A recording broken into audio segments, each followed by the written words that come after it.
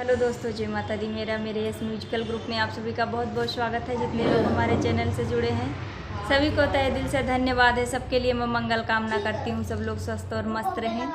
तो एक मैं बहुत ही प्यारा निर्गुण भजन लाई हूँ, जैसा होगा आप लोग कमेंट में ज़रूर बताइएगा। उठायल बेली हो बहार घर आंगना, उठायल बेली हो बहार घर आंगना, बहार घर आंगना हो बहार घर आंगना, बहार घर आंगना हो बहार घर आंगना। अरे उठायल बेली हो बहार घर आंगना, काहे के झाड़ू काहे के बांधना, काहे के झाड़ू काहे के बांधना। अरे काहे के कूड़वा पड़ा बतोरे आंगना, काहे के कूड़वा पड़ा बतोरे आंगना।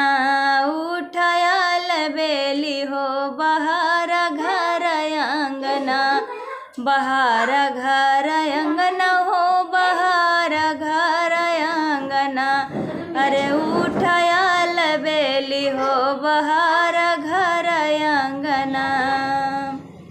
सत्य के झाड़ू धर्म के बांधना, सत्य के झाड़ू धर्म के रे बांधना। अरे पाप के कूड़ा पड़ा बतोरे आंगना, अरे पाप के कूड़ा पड़ा बतोरे आंगना। अरे उठायल बेली हो बहार घर आंगना, बहार घर आंगना हो बहार घर आंगना।